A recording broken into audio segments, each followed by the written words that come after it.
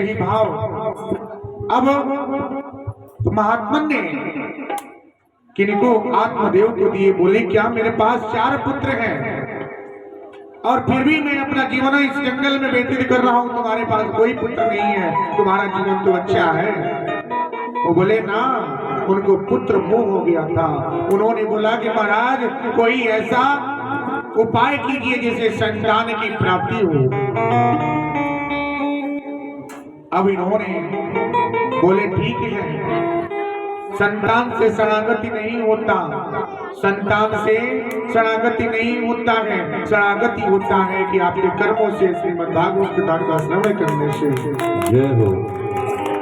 अब बोले ना हमें उपाय बताइए। उन्होंने उपाय दी क्या कि फल लेके जाइए और अपने पत्नी को क्या कीजिए, दे दीजिएगा।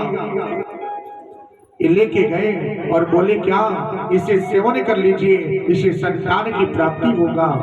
अब कुंडली जो थी तीसरे के वास्ते घर टूटता है, मैं कल बोला, और उसी के वास्ते अब देखिए यहाँ पे घर टूट रहा है। अभी पल जब लेके गए उन्होंने अपने पत्नी को दिए। पत्नी ने बोले क्या अपने बहन के पास फोन तना रहे, लेकिन खबर चल गई का ये सुनो तो नहीं, ऐसा नसर बात बा कुछ लेके आई बनी यहाँ के हम सेवन करी कि ना करी। बहन कली ना छोड़ दो न करियो, हो सकला कुछ बना के लेके आई लोग आजकल ये तो चलता, कुछ खियाते अपने बस में कर दे कि जो रोज झगड़ा होता, विवाद होता, विवाद हो जाए। तो ऐसा ना सोचे के चाहिए, पति पत्नी के रिश्ता में विचार मिले के चाहिए, भाव मिले के चाहिए। अभी भाव अब ले जाके फल जो भाई वो गौ के खिला दिया गए। अब देखिए महात्मा जी फल दानी संतान का उन्नति करे खातिर वो फल चल गए गौ के पेट में। गौ सेवन कैल, गौ के घर में गोकर जी रह गई, गोकर जी के जन्म गौ से हो गई। गोकर जी जन्म गौ के गर्भ से हो गई।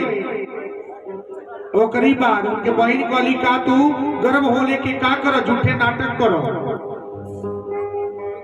हम गर्भ से बानी, जब समय हुई हम लिया के तरह के दे दे। अब वे भाई अब उनके जब गर्भ जब छिड़ल वो लिया के अपने बहन के दे दो ली। अब वे बहन उनके पालन पोषण करत रही, उनके नाम धुंधकारी रखल गई। क्या रखल गई? धुंधकारी, यानी गोकर्ण जी और धुंधकारी एक माँ ने देखिए कैसे दोनों का देख रेख करती है, लेकिन एक धर्म के मार्ग पे जाता है, दूसरा बेविचारी के मार्ग पे जाता है। अब जैसे जैसे ये दोनों जन बड़े हुए तो गोकर्ण जी सत्य के मार्ग अपनाए, क्योंकि गाय क्या है, सीधा सरल स्वभाव की है। और ये धुंधकारी मदिरा का सेवन राज दरबार में कार्य करते हैं, मदिरा का सेवन करते हैं, नर्तकियों के ऊपर धन नौछावर करते हैं। ऐसा ही समय आया, एक दिन नर्तकियों ने विचार किया क्या कि ऐसा ही होता जाए तो राजा क्या करेंगे, हमको राज्य से निकाल देंगे, पैसे से निकाल देंगे, तो हम लोग का परिवार का भरण पोषण कौन करेगा। इन लोगों ने विचार किया और धुंधकारी को खूब मदिरा का सेवन, मदिरा समझते हैं क्या, मदिरा समझते नहीं सब, दारू शराब ना करे के चाहिए, सेवन ना करे के चाहिए, मदिरा का सेवन नहीं करना चाहिए। जिस घर में मदिरा का सेवन हो घर क्या है टूट जाता है। ऐसे ही समय आया, इस समय अब धुंधकारी को नर्तकियों ने मिल करके खूब मदिरा पान कराए, सेवन कराए, और कराने के बाद उनको फांसी लगा करके मौत के घाट उतार दिए, मौत के घाट उतार दिए। फिर भी धुंधकारी की मृत्यु नहीं हुआ, क्योंकि जो बेविचारी होते हैं उनका मृत्यु जल्दी नहीं आता।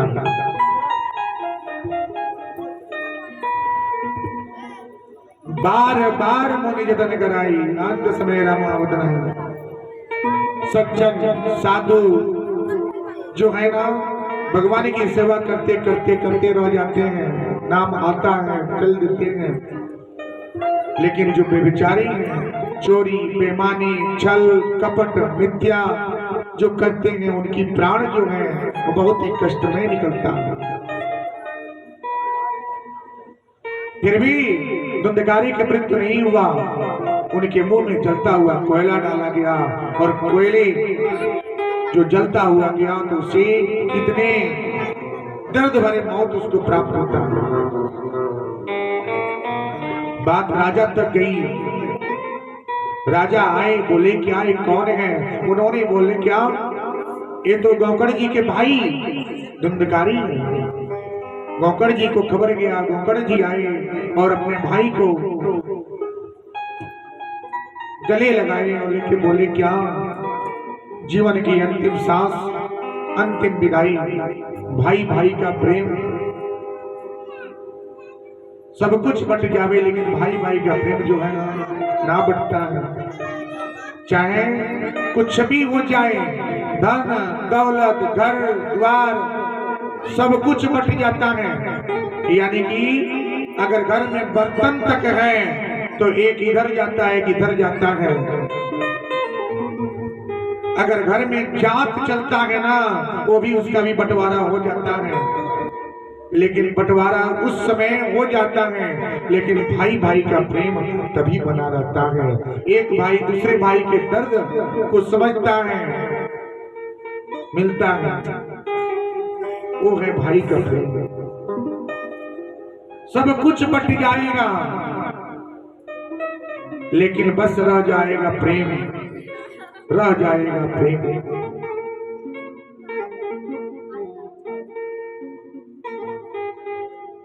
ऐसे ही हुआ, लेके गए, जाने के बाद अंतिम संस्कार कर दिए। कुछ दिन व्यतीत हुआ, गौकर्ण जी संत थे, चले गए भगवान के नाम सुमिरन चर्चा में। आते आते देर रात हो रही थी, रास्ते में धुंधकारी प्रेत का जो रूप हो गया था। देखिए अकाल घटनाएं जो घटता है ना शरणागति नहीं होता था, वो प्रेत योनि में जाता है। धुंधकारी बेविचारी करता था लेकिन शरणागति नहीं हुआ। कर्मकांड कर देने से शरणागति नहीं होता है, कर्मकांड करने से गति की प्राप्ति नहीं लगती। गति की प्राप्ति तब लगती है जब घर में पिंडदान होता है। जब घर में पिंडदान हो जावे तो आपके पितृ देव हैं, पितृ लोग हैं, सबकी शरणागति का मार्ग हो जाता है। जिस तरह से आप रेलवे स्टेशन जाते हैं, जाने के बाद 3 महीने पहले टिकट निकालते हैं, क्या पता चलता है कि आपका वेटिंग आया है, इंतजार कीजिए। जिस तरह से आप 3 महीने 56 नंबर का वेटिंग है, 56 जब आएगा तब आपका सीट क्या होगा, कन्फर्म हो जाएगा, यानी कि पक्का हो जाएगा। उसी तरह से आपके पूर्वज आपकी जो घर के जो गुजरे हुए व्यक्ति होते हैं वो अपने पीढ़ी को याद करते हैं कि हमारे पूर्वज, हमारे पीढ़ी, हमारे नाती, हमारा पुत्र, हमारे घर से कोई ऐसा व्यक्ति हो जो हमारे नाम से पिंडदान देवे, क्योंकि उनका भी वेटिंग रहता है, वो भी इंतजार करते रहते हैं, वो भी इंतजार करते हैं। और जब इंतजार घर से जब पिंडदान हो जाता है तो उनका जो सीट होता है, जिस तरह से आपका सीट कन्फर्म हो जाता है, उसी तरह से उन लोग की शरणागति का मार्ग हो जाता है। तो कभी भी हर घर से पिंडदान होना चाहिए। पिंडदान देने वाला व्यक्ति हर घर से अगर पिंडदान होता है तो घर में जो पितृ दोष जो है वो क्या है, छुटकारा मिलता है। परिवार में आने वाली विघ्न बाधाएं जो हैं वो दूर हो जाता है। अब ऐसे ही बात आया, रास्ते में आई, प्रेत योनि में थे, उन्होंने भाई का नाम लिया। अब बोली कौन, वो समझे नहीं कि कौन पुकार रहा, जाने नहीं कि कौन पुकार रहा। फिर से आवाज आया, बोले कौन है? उन्होंने बोला क्या, मैं आपका भाई धुंधकारी। गोकर्ण जी बोले क्या धुंधकारी? उन्होंने बोला कि हाँ। बोले क्या मैं तो अपने भाई की क्या कर्मकांड कर दिए? उन्होंने बोला कि भाई आपने कर्मकांड किया है लेकिन शरणागति नहीं हुआ। कोई ऐसा उपाय कीजिए कि शरणागति की मार्ग बने।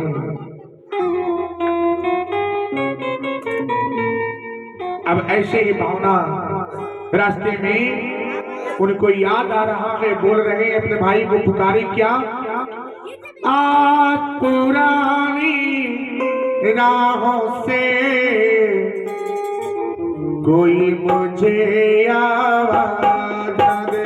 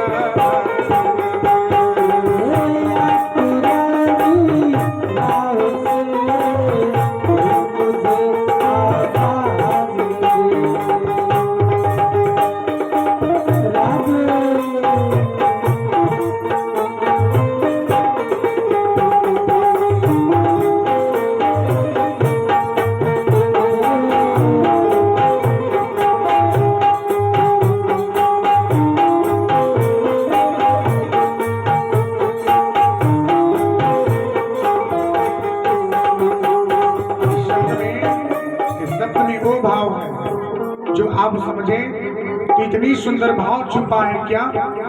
देखिए उसी घर में एक ही साथ रहते हैं, राह से गुजर रही है। उनके भाई ने उनको पुकारे और बोले क्या, बीते दिनों की याद के दिन में अयोध्या का नाम हो गया।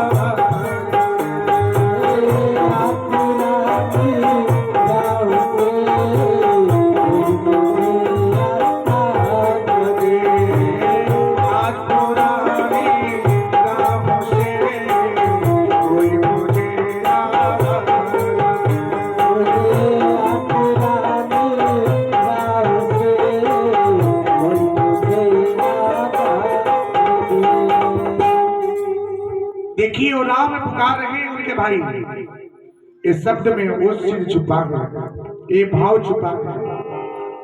अब चले गए कहा? शरणागति की मार्ग ढूंढने। कौन इनको शरणागति की मार्ग देगा?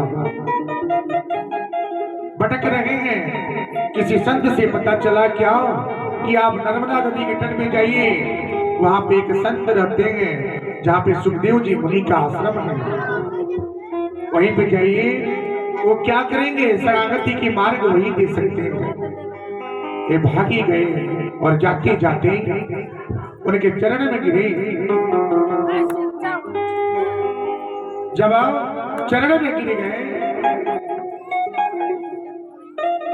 चरण में गिर गए, उन्होंने बोले क्या? अरे भाई आप तो इतने महान संत हैं। उन्होंने बोला क्या? हे श्रेष्ठ, हम तो श्रेष्ठ हैं, लेकिन सबसे बड़ा दर्द ये है, कोई ऐसा उपाय कीजिए जो हमारे भाई की शरणागति हो। उन्होंने बोला क्या हुआ? सारी दस्तान उनके सामने रख दिए,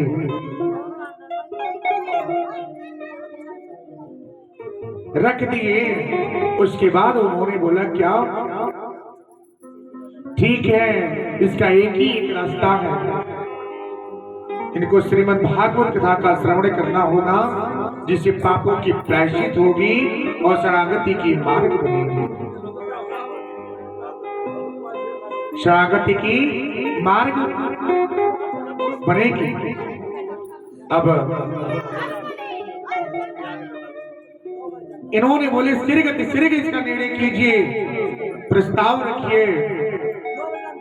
दिन तैयार हो गया। दुंदकारी को एक बांस के खम्भे में 7 कोण के बनाया गया, उसमें आवाहित किया गया, प्रेत को आवाहन किया गया। सुखदेव जी मुनि प्रथम दिवस की कथा सुना रहे हैं। कथा सुनने से शरणागति की मार्ग होता है। ये भागवत कथा छोटा कथा नहीं, बहुत कथा है। ज्ञान अगर कहीं से मिले, छोटा या बड़ा, ज्ञान ज्ञान होता है। अगर ज्ञान कहीं से मिल जाए ना, तो ज्ञान लेने में कोई बुराई नहीं है, उसे अर्जित कर लेना चाहिए। अब निर्धारित करके कथा प्रारंभ करने का समय बनाया गया। आए बांस के 7 कोण में प्रेत का आह्वान किया गया।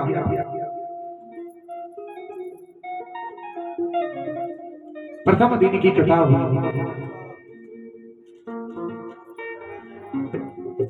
द्वितीय दिवस की कथा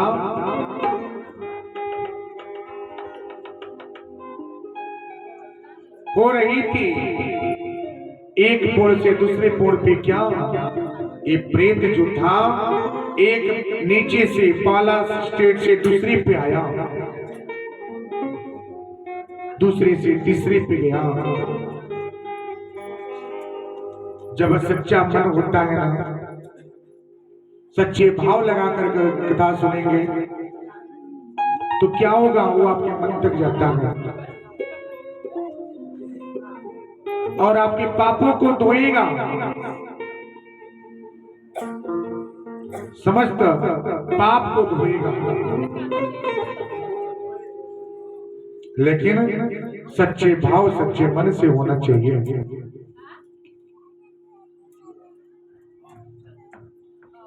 अब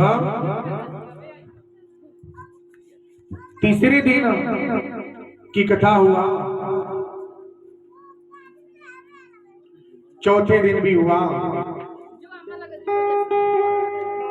कथा चल रहा था।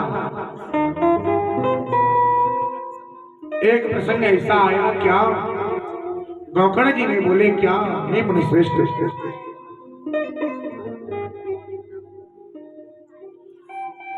कर्म तो प्रधान है, कर्म से तो सब कुछ होता है,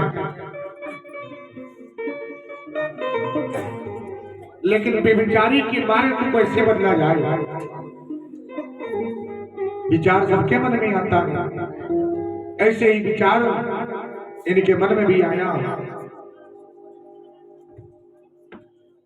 जब शरणागति की मार्ग होता है ना, तो भगवान जी को क्या है, भगवान जी को याद करना पड़ता है कि हे प्रभु आप आवे और सारी बंधन